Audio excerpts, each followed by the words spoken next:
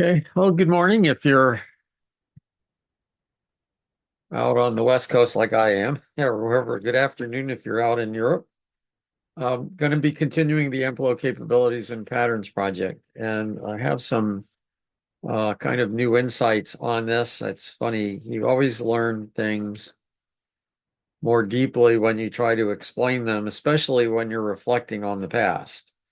And this is based on not just theory, but experience. It's funny, I've been posting some things, and sometimes people tend to discount theory with their theory, even though I have experience. This whole project came out of what I did from around 2006, well, up until I joined the PMI when I kind of stopped going out consulting a lot. And it's kind of not just a reflection of it because I've learned a lot more over that time. Uh, but I realized that before I understood how to use patterns in this whole thing, I didn't have them. I just used the capabilities. So I wanted to talk about that a little bit because I think that's important. And I'm going to go through the Amplio approach. Maybe I had a summary slide toward the end. Maybe I'll just actually start with a summary slide and then walk through it just so you can see where I'm headed. Um,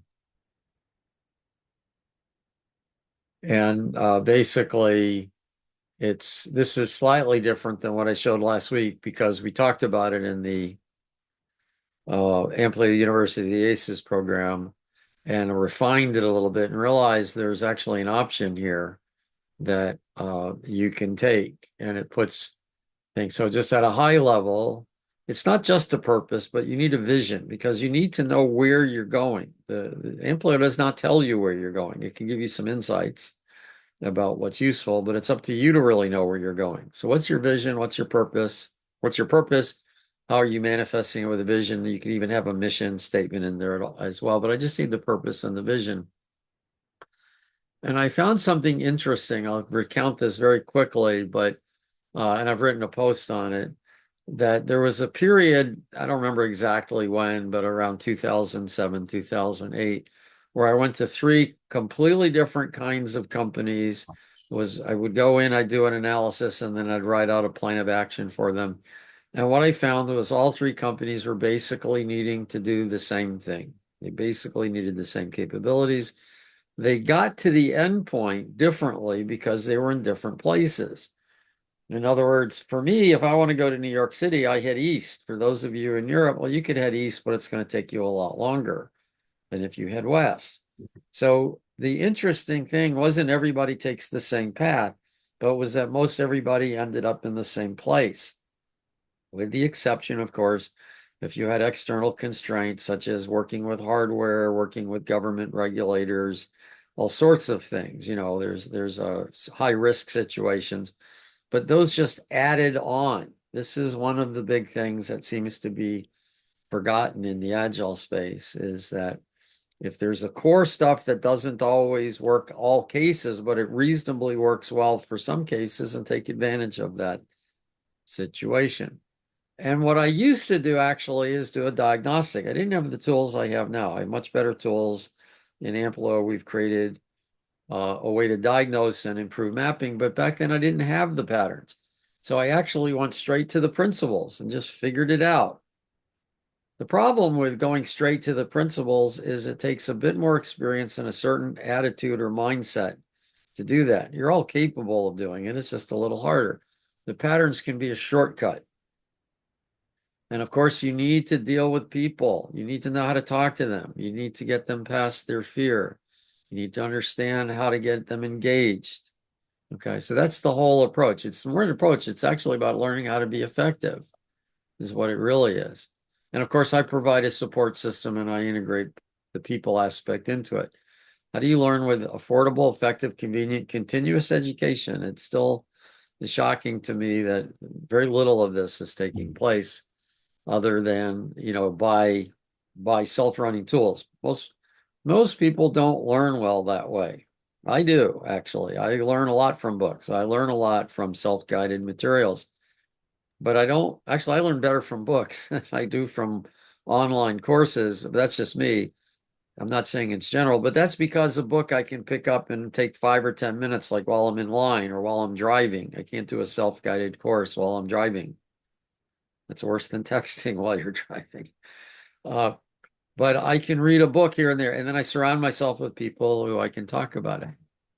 So, also to give a little background on today's session, this is going to be, I'm going now to the 40-minute, 20-minute. So 40-minute presentation, 20-minute questions. Okay. I felt I needed the full hour to get started. And I'm still a week away from where we can start actually building things because, well, I've been busy in Amplio University and other things. Uh, but also because I realize I haven't made the level set as much as I needed to get going on that. And this will be clear after this session. So again, the Ampler approach, start with a vision. What are your objectives? The purpose and a vision. What are your objectives? Identify your stakeholders. Three kinds of stakeholders. There are those people who sponsor it. People are putting up the money. By the way, the customer is a stakeholder, but they're not sponsoring it unless sometimes they do. They say, hey, I'll pay you this amount of money if you'll build this. So the customer could be a stakeholder, a sponsoring stakeholder. But most of the time, the sponsoring stakeholder is a president of a division or VP or marketing or the CEO or something like that. So we have sponsoring stakeholders, we have consuming stakeholders. These are often called customers, and then constraining stakeholders. These are like the federal agencies, any kind of regulatory system you're in. Sometimes if you're working with, if you're a software group working with a hardware group, the hardware group might be a constraining stakeholder because they're telling you what you need to use. These are not internal customers. The FAA is not an internal customer to airlines. So stop thinking everything is a customer. Not everybody's a customer. Sponsoring, consuming, constraining. I find that works reasonably well. You might find an exception or a combination. So I want to talk about the capabilities because this is really where we're starting. What does it take to manifest a vision in general for most organizations? The capability is the ability to do something. And it surprised me, but I'd like you to think about this because on reflection, you can validate or invalidate what I'm saying. And I'm not saying it's 100%. It's a heuristic. A heuristic is something that can speed up what you're doing that works most of the time. And then you have to validate whether it's working now. The dogma is when you have an approach and you keep trying the approach regardless of whether it's working. Persistence is you keep trying the approach dogmatically in the sense, I'm going to keep doing this, but you change how you're working. I find looking at capabilities is very important. Now, in my mind, there are two sets of capabilities I've studied. One set of capabilities is what do you need for the organization as a whole to be effective? The other set is what do teams need? Now, there are other sets of capabilities, and if anybody knows of somebody who's written these up, please let me know. Actually, one I do know. I like the book Jobs to be Done. Uh, I don't pattern myself after it, but if you read my stuff and read it, you'll see there's a lot of similarity. Independently built. I never heard of them until somebody mentioned them, and then I read the book. I said, "Oh wow, this guy's great. This guy's doing a lot of what I'm doing." He goes further in some places. One of the set of capabilities he has is about marketing, which is totally brilliant. I don't talk about that much. Why? Because there are books like Jobs to be Done and other books that talk about marketing strategies. I don't have any particular expertise there. I'm not trying to be an expert at everything. Expertise is always in a particular domain. Now, I have a bad feeling. I never started the recording here. The recording I have is the my Read AI. No, I did start it. Okay, good. I don't remember doing it. Um, just have it, I suppose. Okay, so also there are DevOps. DevOps, I talk about DevOps a little bit, but there are all sorts of capabilities in DevOps. And now this is an interesting observation if you listen to what I just suggested. Sometimes a capability can have an umbrella, like do a DevOps. But then what are the capabilities of DevOps? Well, there must be a dozen of them. Yeah, yeah, thank you for that. Um, there must be a dozen, 2 dozen capabilities. So you can take a capability at a high level and keep breaking it down into smaller levels. And these sets of capabilities interact with each other. Here's one of the big differences. By the way, I used Dolly for this. I had an interesting experience this morning. This took about 10 attempts. And the reason it took 10 attempts is I would say, keep this the same, but only change this, and then it would change everything. And after about 6 or 7 times of this, I got frustrated and I said, why do you keep, I literally add this as the change. Why do you keep changing things? I'm asking you not to change. And it apologized. Said, I'm sorry, I'm trying to refine, but you're right. I should do what you're asking me. And then I got what I wanted.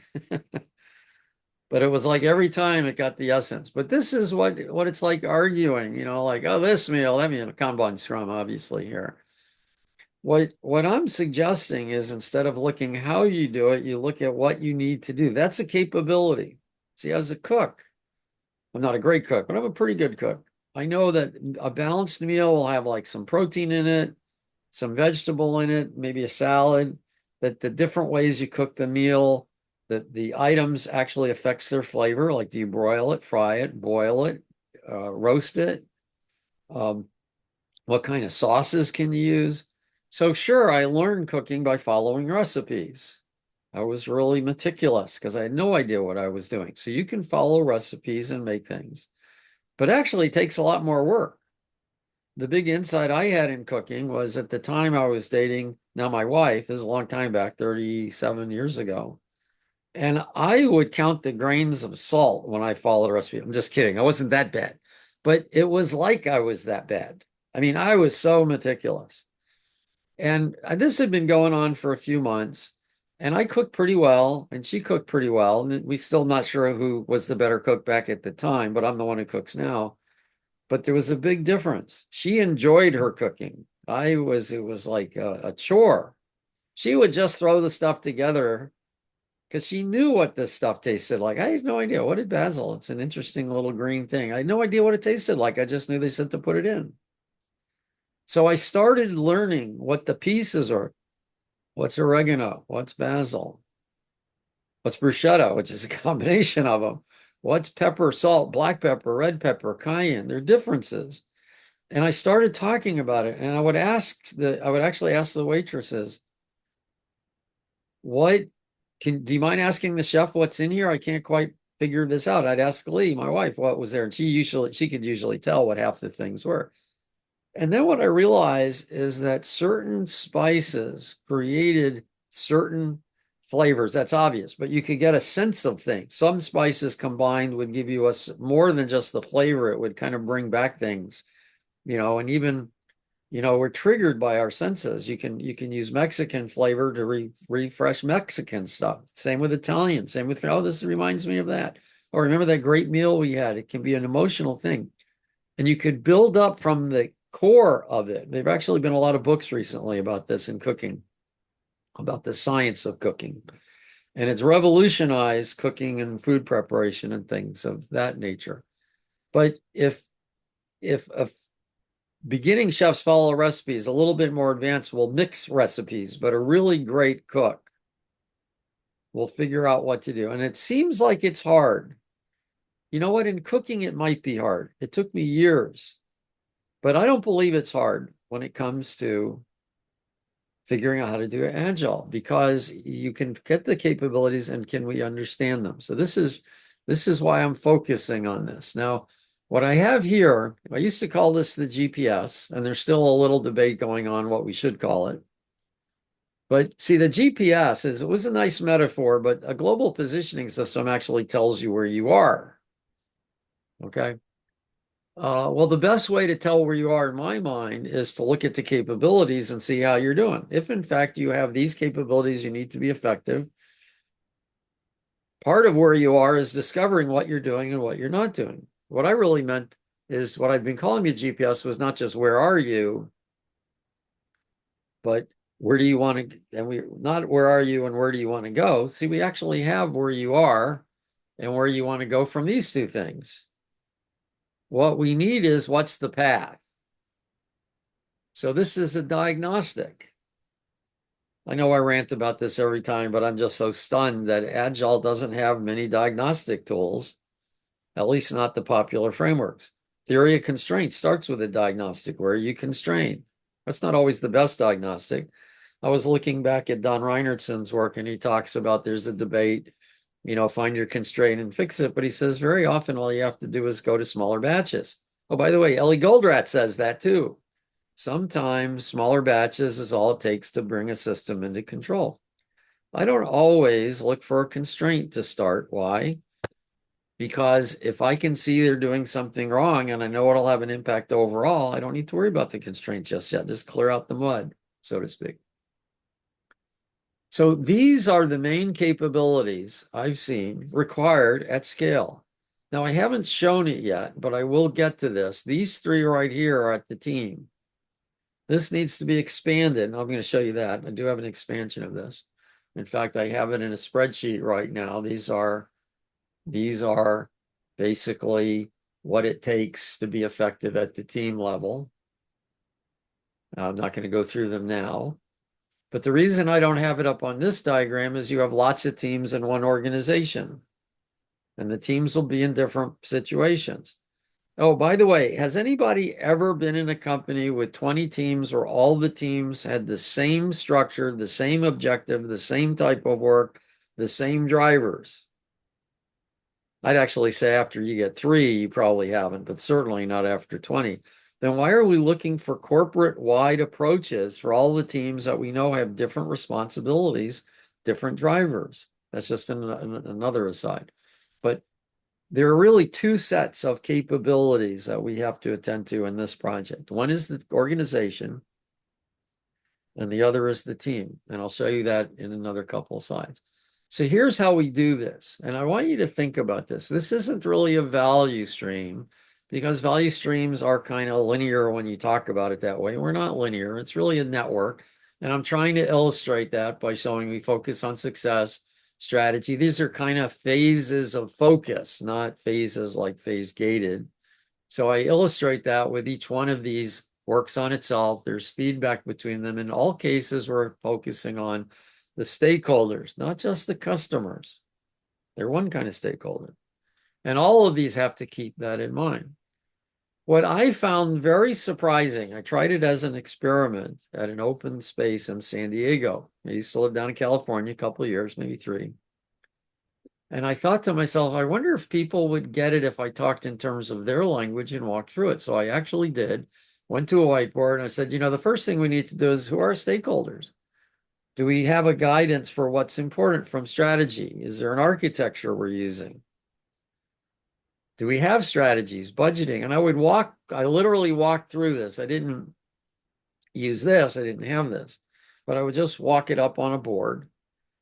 And what was very cool was people didn't know what to do, but they could tell they were having problems with it. See, here's the thing. You can detect you're having problems with something without knowing how to fix it. You can know you've got a problem with something without even knowing the approach to fix it. Your car doesn't start. You don't need to know whether it's the ignition or they don't have distributors anymore, or the fuel. It doesn't start. I got a problem here. Problems are easy to spot. The problem with problems is then we think we know the solutions and we jump to solutions. So there are going to be 2 sub-projects in this endeavor, and the organization is one of them. Okay. What I will need to do, and I will do this between now and the next session, which we will finally be able to start going because I'm close enough to it now,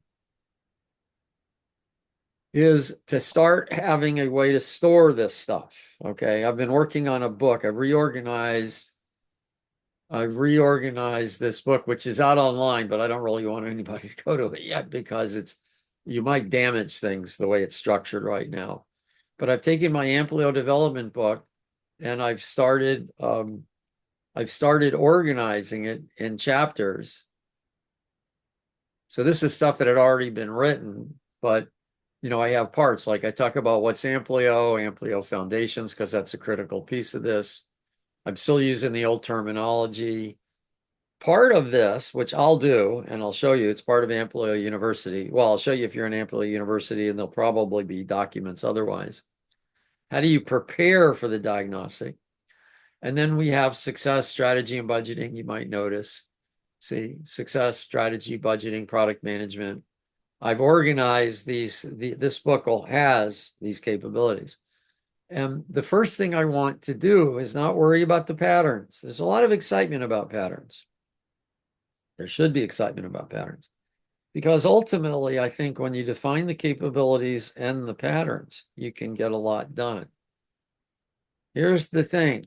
This one has died hard for me. You don't need the patterns. Oh my God, my child, my baby, something I've worked on for 30 years. I don't need it. Oh, the anguish. That's what, don't worry, I'll survive. I'll survive.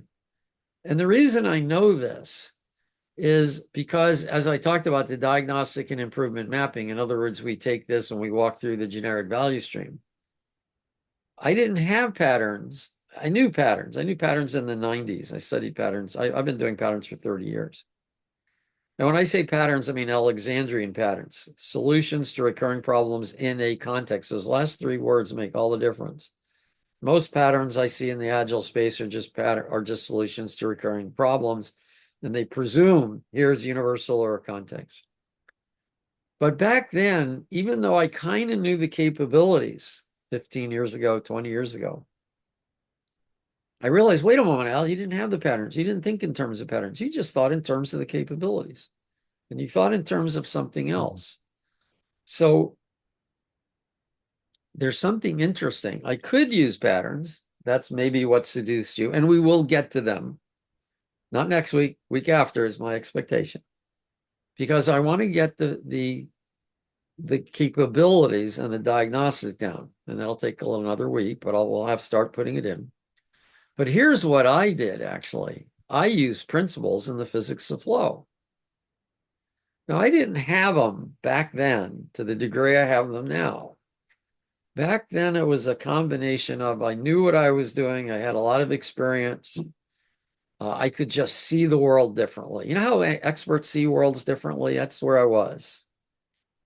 But since then, what I've been doing is I've been making things more explicit. Okay, so I've had these guys for a very, very long time. I call them factors for effective value streams. Things like, how do I know I'm doing better? Well, if you work on more valuable things, you're doing better. If you understand acceptance criteria, you're doing better. If you get actionable feedback faster, you're better. Working in small things is better. Keeping workload within capacity is better. Managing your work in process to reduce delays and handoffs is better. Organizing people to minimize handoffs and delays. Have clarity, be visible. Clarity and visibility are two different things. My room is visibly a mess. It's not very clear.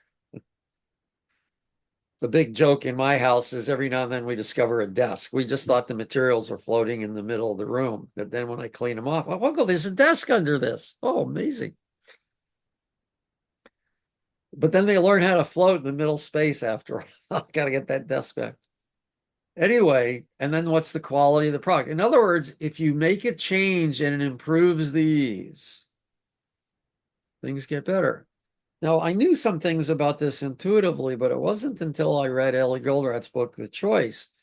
See, I had a sense these all work together. These do work together. There's rarely conflict between these. But Goldratt then talks about inherent simplicity, and that's where I drive first principles from. These drive these factors. This is just an elaboration of these factors. You don't need to know all of this. See, actually, this is driven by this. If you just get this in your bones, and don't believe me, because you can verify this yourself. You know what it's like when you have a lot of delays and handoffs because you're not managing your work in process? Don't trust me for that. You know that. This is what I mean by verifiable. Yeah, Thomas. So I noticed that the guidance and the factors for effective value streams, they have a considerable overlap. For example, um, the keep workload within capacities, the third item on the guidance, and it's like the fifth item on the factors. How would you distinguish the two, or are they basically Yeah, describing the same thing? yeah, they're actually all three are basically describing the same thing, and I should probably create greater clarity here, but let me explain what this was. These are first principles. These just are. This is what gives us then, if we believe these, then general rules can we use. The factors for effective value streams, and maybe I don't need these anymore, but what the factors for effective value streams are intended to do is here's what I'm doing, and I'm considering running this. This is very much defined to tell the difference between one approach, one workflow, and another workflow. This is just general. So the difference is more, this is a little more abstract, a little more contextualist. In other words, just in general suggestions. And this is specific to practices you put in. And yeah, I might need to rethink this just to make it clear. Maybe this isn't even needed, except some of them are. So maybe I should take this down to a few. But they're all three of these basically talk about the same thing, just in different angles. This is kind of principles, like the way it is. This is general approach, and this is now specifics. Okay. So this is kind of the whole thing. And it's more than an approach. It's how to learn effectively. And this is a key part of it. Now, people tell me I'm always selling, and maybe I am. But you see, here's something interesting. Agile came to the fore because it said, look, we can't predict too far out ahead. We have to do things a piece at a time, which I agree with. I think you can predict enough short enough so you don't have to have a lot of waste or risk. So there's stuff we do know. Uh, but what I think is holding people back nowadays is they don't know what's available. We've gotten attached to a few frameworks that are very prescriptive, some immutable, and it's a problem. So what I'm trying to do, sorry, I just said that duplicated. So if I messed it up, I had a good background slide. Okay, I want to shift gears because I got 12 minutes. So this is, and I'm not going to go through it, but I'm just showing you I have bullets behind this. This is what I just call Amplio team. You know, you have customers to look at, you look at your business value, team planning, near-term backlog. You have people working some sort of daily review, which may not be daily at all. It could be automatic on demand, continuous review, refinement.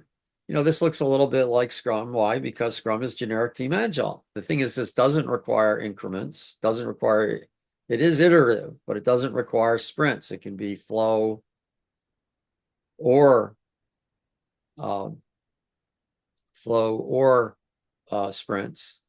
And that's an important thing. In fact, I thought I had the slide. I actually have, oh, I know where it is. It's just above this. I remember seeing it and I thought I copied it in. Apparently I didn't.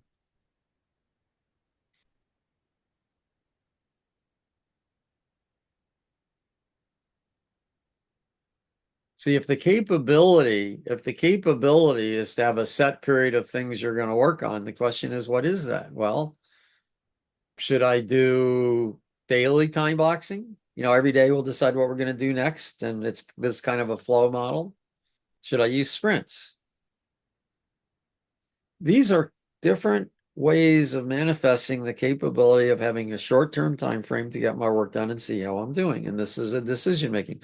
Amplio has stuff like this. This one is on a mural board, I think. I'm not believe I moved this already to Lucid, which I'm using, and I might be moving everything to Figma when they change the policy. I really love Figma, by the way, both the design and well, I haven't used their Fig Jam yet, but their designer's so good, and Fig Jam I can't believe won't be as good. Um, but I'm doing that. But anyway, so the point is, think of each one of these as a capability. What are the capabilities? Well, it's interesting. I've been talking about this for a very long time, and I closed.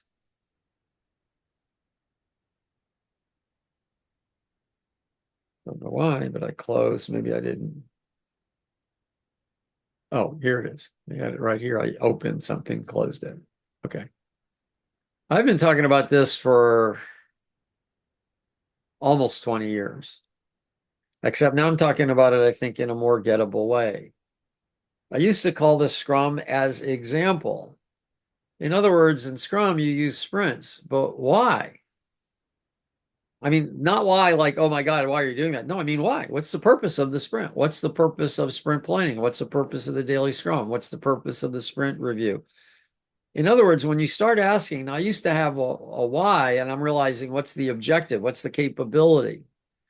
Sprint review, the capability, stating sprint review at the end of the sprint, it's get feedback on what's been done. That's the capability you want, right? What's a product backlog? Provide alignment. You need the capability of doing this. I'm not going to do it here, but just to give you an example of what I truly mean, and I will change it. This is really what I mean. What's the capability this gives us? I could then add a why.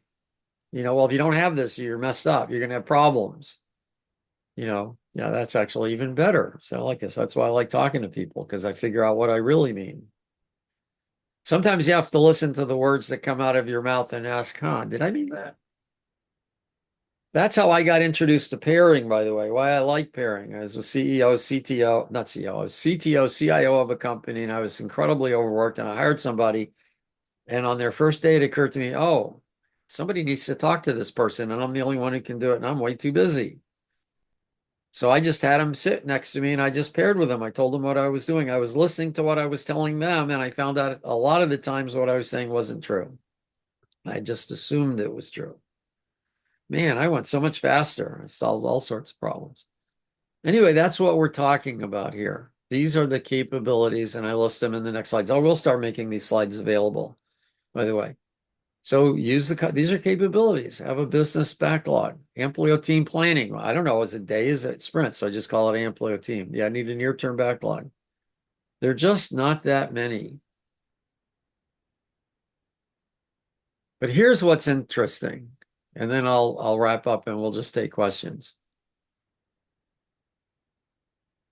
Let's go back to these principles. Multitasking causes delays in workflow, which causes waste. Now, that's true for the individual, right? What about a team? What about a team that's continuously interrupted working on lots of different things at a time? Is it still true? Might even be more true. Joel, you're not sure? Is there a case you have that a team working on 20 things doesn't do as well as a team that's working on a couple of things? Well, I think that's a function of how big the team is Ah, okay. and stuff. No, that's good. I think you're right. There is a function. Then the bigger the team gets, maybe you can subdivide the thing so different pieces of the team. Perfect. See, this is why I like the interaction. Joel just brought up another thing that it's not just the size of the team, it's the subgroups in the team and how they're working together. But I suggest then if those get bigger and bigger and bigger, you still have a problem. But what you're saying is if you look at the aggregate, maybe you can make it so the individuals don't get so big. Is that fair? I think so. Yeah, I good. think there's always going to be some multitasking. It's just at a That's right. certain point, you've got diminishing returns. Yeah, but at some level of things as they get bigger and bigger, Oh, yeah. that's my point. Yeah, Carlos. Yeah, I also think it not only like the size, but then also the capabilities of the team, right? So That's correct. there might be one five mighty, people that are have very developed capabilities and they're able to support different things. So yeah, there's a couple of factors out there. So here's my point. My point is, while this is true individually, it's also true as the team and as the teams grow and as the organizations grow. Let's look at another one, delays in getting feedback. If you're working individually on something and you do something wrong and you get feedback a day later versus a month later, a month is worse, right? If you're a team and you build something and you get feedback a day later versus a month later, month is worse, right? If you're an organization and you delivered a product and you get feedback a day later or a month later, that's different for the organization. the pattern here is these are what I call scale-free principles. These principles are scale-free. This is very significant.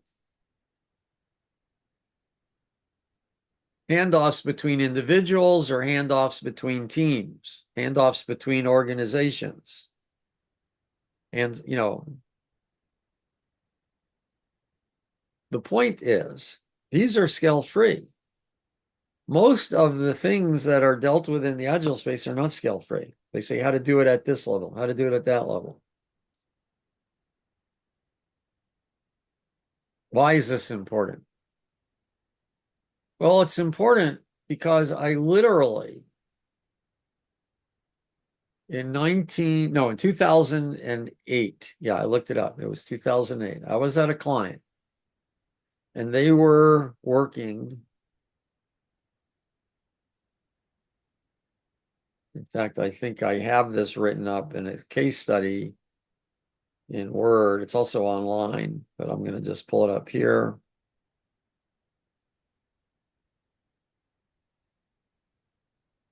Oops, but I'm looking in the wrong area. Here we go.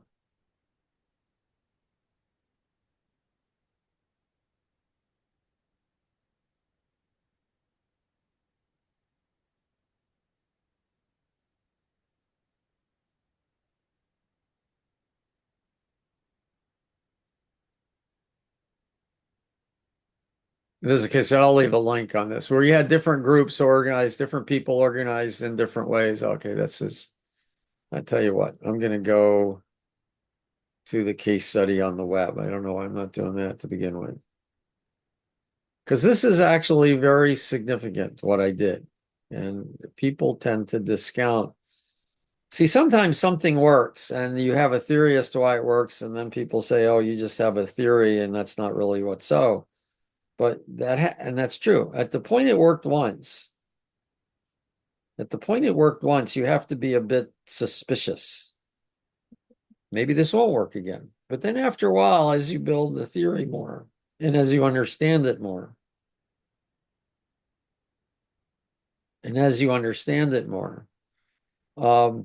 you start building an understanding. And this is something on the web. It's a case study. I was in a client that was doing Scrum very well. In fact, Sutherland had been in there, and they had somebody who just a few months later became a CST. But their problem was that they were working across multiple teams. They had application teams, component teams for the application, and component teams for the whole organization. And they couldn't quite get it working. And I'm not sure this has got the diagram I wanted, but no, it doesn't.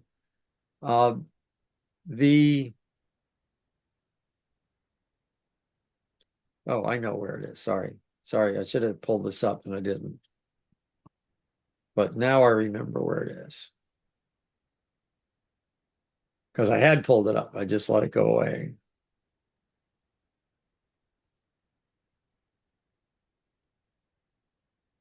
Yeah, I have this as a PowerPoint presentation.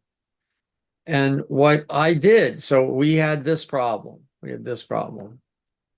That they were working on minimum business increments, they now call them MVIs, and they ended up that everything was split up. And what we ended up, when I showed them what the problem was, I'm not going to go through this, but I want to show you something interesting. I basically shifted their way of looking. Instead of they had business discovery, they knew what they were doing, but then in business delivery, they had been just thinking of it iterative. And I said, the problem is they've split it up into three things and they need to look at it at the whole. The bottom line is, I'm not sure I'm making this clear, but the bottom line is I went from Amplio team to an approach I call the basic lean agile solution team, which was basically, you'll see these look very much alike. They virtually are the same, except that now these are teams instead of individuals. But the steps are all the same. Why did this work? And I know I'm at time, Thomas, but I gave up 2 minutes of questions. So I'm going to go 2 more minutes and I'm going to stop.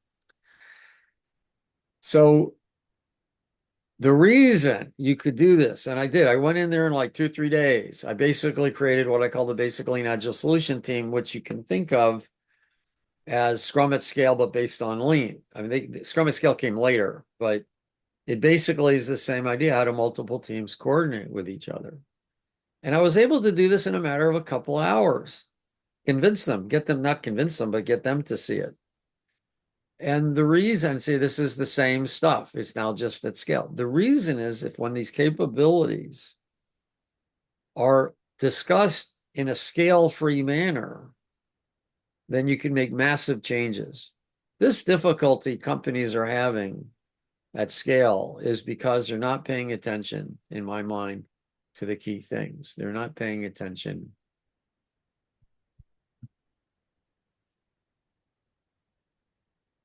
They're not paying attention to having principles, having capabilities, patterns accelerate things when you have them. They're not paying attention to the people. And then we're wondering, why are we having problems? It's like, well, two of the wheels on my four-wheel car are working. I mean, I'm sorry, I'm still a little bit incredulous with it. We need to get people educated. We need to attend to people. You need to integrate this into your workshops. Okay, I'm going to stop talking about this. Questions, and I'll put this up in a slide sort of view so you can point to things if you want to. Challenges too. By the way, whenever I say questions, I also mean challenges. What do you not agree with? What do you think? Well, yeah, maybe, but there seems like there's something else here and you didn't mention it. Like that's what was so great about what Joel brought up. There was a factor I hadn't mentioned. So it was nice when he said that.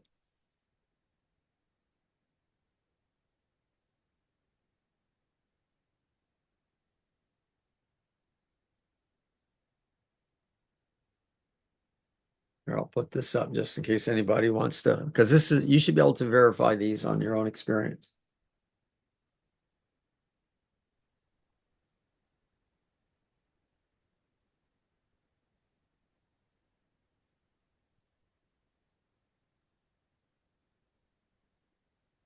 I do have a more general observation. So if nobody else wants to Yeah, go, go for it, Thomas. so you mentioned just a few minutes ago that when the faster you get feedback, the better, basically, right? The longer you wait, the more waste you create. Well, you have to use the feedback, not just get the feedback. A Yeah, lot of people ignore the feedback. yeah. So that's kind of what I meant. But the general principle would be the faster you get and use feedback, the better off you are in creating value for your stakeholders. And I recently read a book called Thinking in Systems by Donella Meadows, I think, sort of a primer. And it's kind of an overview introduction into systems thinking. And it talks a lot about, for example, the ideas of a thermostat, right? That it takes a while to cool down a room. Oh, this is such a great comment, Thomas. I never And read this then book. So Yes. it talks a lot about the tendency of systems when you include feedback to create oscillations, right? Yes, You brilliant. So overshoot and it glad you gets brought this up. cold, and then it gets warm again, and it gets cold again. So you get these oscillations. And so an interesting point she makes is that when you make feedback shorter, um, it often improves or dampens these oscillations, but there are also systems where if you make the feedback too short, then you exacerbate the problems. That's correct. So you're So absolutely correct. I think there's kind of an optimum point of feedback, but when you react too quickly, then you could do the wrong thing, basically. And so I wonder if there's a similar thing with feedback from customers or from Well, stakeholders. yes, it's brilliant. It's actually it's worse than what you're saying. Because it could be feedback from customers and it could be feedback from your workflow. So yes, so again, you have to, each of these things can go deeper and deeper, and it's kind of why Amplio University doesn't ever really end, because of the comment you just made. So we do have to, the question is, when do you take action on the feedback? So if I get the feedback, so let's pull this other thing back up. So I love the Or maybe a slight rephrase is, well, I'm not was the sure if it's a feedback always better? rephrase. You don't want it. You at least need to get the feedback so that, and then you need to decide to use the feedback. And you're right, maybe a slight rephrasing, getting actionable feedback, and knowing how to do it. The other thing you have to keep in mind, yeah, yeah, good. Hey, Carlos has the book. Yeah, Great. yeah, I read it a long time ago, and you're right. I probably left it out because I'm now going one level too deep for most people, but it should be there that as a cautionary tale. You could otherwise be going left and right and left and right and left and right. So you've got to look at again at the bigger picture and the rate of change that you want. So I totally agree. But There are. getting feedback creates the opportunity to do it. Mhm.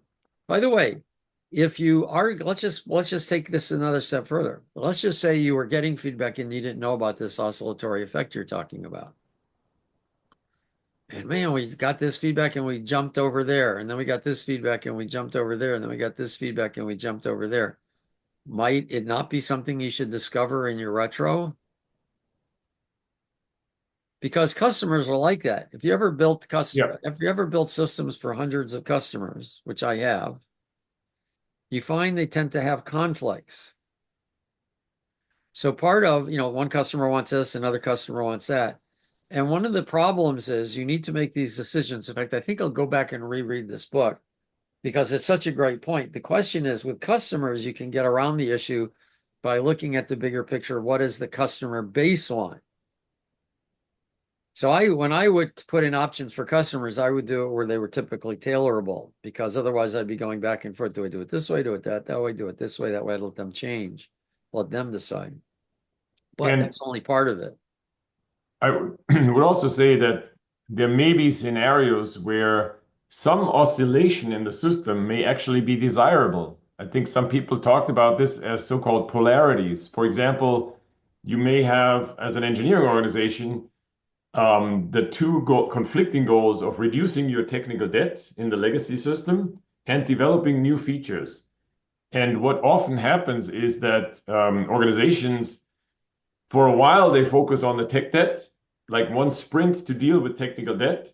And Yeah, then for the next 2 or 3 sprints, they focus on new features, right? And so there's kind of a balance by going back and forth between those things in a healthy way and in a planned way. So it may not be the best to always get to a sort of a stable point where you that's right. continue definitely, but you want to have some oscillations perhaps, right? Yeah, this is the dilemma that people are in when they're trying to make it simpler to start. Can you imagine that Thomas and I could probably talk about this for days, keep coming up with more situations, and it'd be valid. It wouldn't just be a beer conversation, although those are fun too. But this is the problem. The amount of information that's out there is infinite, basically. Somebody Mhm. knows something about something that you don't know. So the question is, how do you approach it? How do you approach this is a big problem. Now, what I find interesting in the industry today is 29 years ago, we were told being purposely incomplete was the way to go because otherwise we're going to overwhelm you. Ignoring the fact that it's not valuable to be incomplete, it's valuable to not overload people. Mhm. Withholding information is not valuable, not overloading people is valuable. So the intention is you need to deliver things in phases. This is part of the purpose of this project. See, it would be great, like this is such a good example. See, let's just say one of the capabilities here is responding to feedback, okay, which it is. I don't know if I've got it up here as explicitly I should. Could have it in here. Well, I have feedback, feedback, feedback. Yeah. That's a capability, right? Respond to feedback. But Thomas, you brought up this issue that in some contexts, acting too quickly on feedback could be detrimental. See, this is where patterns are so nice because patterns are repositories of knowledge that you can go into when you need to, but not till you need to. Now, AI is going to help with this because with AI, you can, and it's not really AI, it's really large language models in this situation. And in fact, I am working with Enterprise Architecture Group, Eric Bueller. I'm going to use their HANA Prodigy. And I think he's even offered for me to give out licenses to people who are working on things. Like maybe that is a place, man, that's such an obvious idea now that I mention it. Maybe we can store this stuff in there. I'm planning to suck it in there. Maybe we put it in there to begin with. That might be possible. I'll talk to him, meeting with him later this week. I've been talking to some other people about their AI engines, but I've got a mutual agreement. This is a good thing. And then what happens is you say, I'm getting feedback, but it seems to be oscillating. What do I do? Can you see how you could strive at one level? Let's get feedback. Oh my God, we got too much feedback. What do I do now? If you had this in there, if we built this system, you could ask the LLMS, I seem to be responding to feedback too quickly. What do I do? See, this is where I'm going with Amplio. Not here's the quick and dirty, but rather here's the full system. Oh, and by the way, if you want to start simple, use this subset of it. So this is a subset. I'll bet you if we wanted to, in the next 10 minutes, we could come up with another 50 capabilities that are useful. Anybody want to take me on? Double or free your tuition for this session? The point is, why did I pick these? People are always asking me, why did I pick these? Aren't there more? Of course there are more. Get Don Reinertsen's Principles of Product Development Flow, second generation lean product development. He's got 175 or something like that. Now, they're not all first principles. I picked these because once you get past 7, you start overloading people. Once you start past 10, you're really overloading people. So the idea is, what could you grasp that gives you 80%? It's a Pareto rule of design. But then we can keep going. See, this is the point of this project. The point of this project is to build the core data, the stuff. And I've got a lot of it, like I said. Look, I've got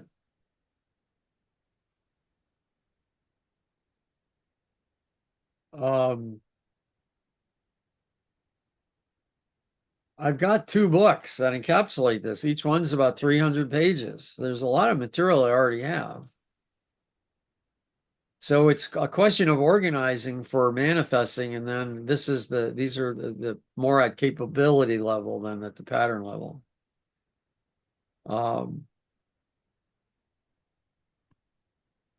Excellent. Okay, anyway. Okay, other questions. This is good. But you get the sense that we're going to start at the top, get breadth, and then we go down to as you need it.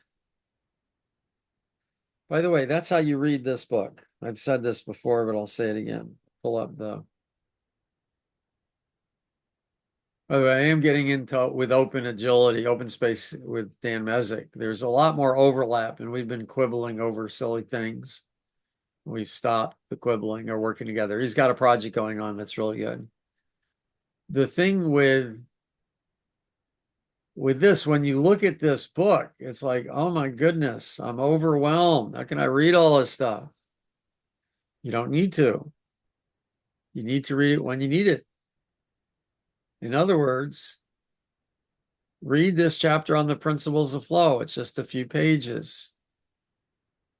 Then when you get to the next one that has all the principles, which I'll get to in a minute, just don't read all of the economic view chapter. Just read the start, first page. It'll tell you what your problem is. Then delve into it.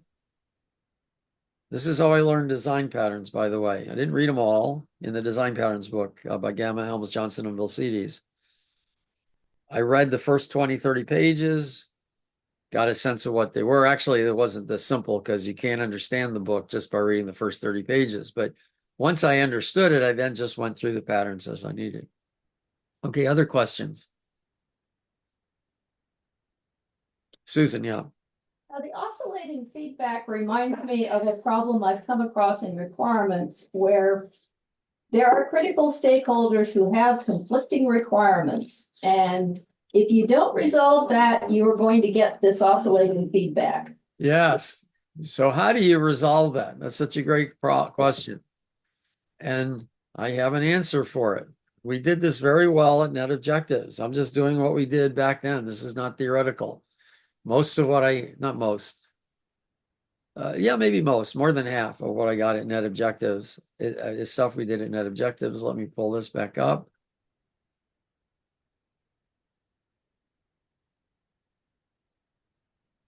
Who are your critical stakeholders? That's part of this purpose with a vision, is identify them. Who trumps who? Oh, no, this isn't the right picture. Sorry. That is there, but that's what this is. Who are your critical stakeholders? What's the strategy of the organization? See, what I find is that when you got this versus this, most people can't resolve it because they talk about which is more important than the other. Like, what's the priority of them? Talking about priorities is important, is the wrong conversation to have. See, they're both critical. They both can be critical. So let's work on them at the same time. What have I just done? I've just slowed down both of them. I've now guaranteed I will not get anything done quickly. The best way to slow down the delivery of critical value is work on all the things that are of critical value at the same time. That'll slow everything down. But you can create a big enough mess that you'll never get fired. That's the way that is I have seen companies where the VPs of the company do that. And then what happens is they leave while they claim everything is going well, and whoever comes in after them is butter suckered into it and they get fired. Boy, if only Ralph were here, man, he had this under control. How did these guys mess it up? Ralph was getting everything done. Anyway, so you have to go to the source. This is where you have to evaluate which one will get us the most value in the shortest amount of time. This is where weighted shortest job first is useful, but a little problematic itself. Now, Wolfram Mueller just wrote something about don't do local measures and stuff, and I agree with him. He's not, and he mentions weighted shortest job first, but he's basically saying don't use WSJF the wrong way, and it often is used the wrong way. These things can only be done in comparison where you see which one's more important. This is why trying to get the dog headed in the right direction by holding onto their tail is not such a good idea. By the time you're here, it's way too late to do this. So these people are trying to figure out what's going on. There are techniques to talk to management when this happens. I've written up some of them. The responsibility for which is more important is not at this level. It's up here. It's up here. Yeah, we're trying to solve it here. Yep. That's the problem. Frameworks that only deal with part of your value stream invariably run into problems where the solution is in another part of the value stream, and they pretend it's those people's fault without ever explaining why they have to make a change. Management is berated. Executives are berated. Now, there are some managers and executives who probably deserve that. But most of the time, they don't have a clue and nobody's telling them, and then we're blaming them for not knowing while we're claiming to have the answer. And that's another kind of, oh my goodness. Okay, any other questions? Okay, so here's what we're going to do. I'll give you some links to some of the things I refer to. I'll post that. This is actually a nice review for me because I'm doing on the Amplio University, I'm doing a session on how to speak to management. And we mentioned a few things here, so this will be helpful for me to finish that. But after this, I'm going to get the structure going. I'm going to talk to Eric to see if I can actually maybe do things from a snippet point of view instead of from a book point of view.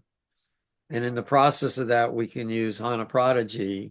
And I'll get clarity from him how many licenses I can get. I'm not going to just give them to everybody, of course, but there might be. But here's a place to go. It's really good. It's worth checking this out. Eric has really thought this through. I'm really delighted with how he's thinking. And so I'm very impressed. And this is what we're going to use, HANA Prodigy.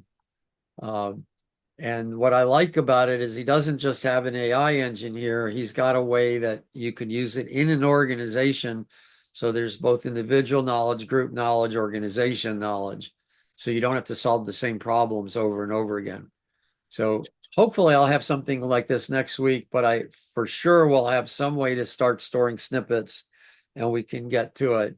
And I'll be inviting people to work at the scale or at the team level. Then you can work at both if you want, but we should move forward a bit next time. So any closing questions? We good? Okay, thanks for being here. By the way, as a thank you, if you're getting value, the best way to thank me is thanking me is great. I appreciate it. You don't have to do this, but if you think you're getting value in the ACOP, make a post about something you learned that you didn't learn elsewhere. That's the best way to spread the word here. Okay. Take care. I'll be in touch. Thanks for being here. Thank you. Bye-bye. Bye. Thanks. Bye.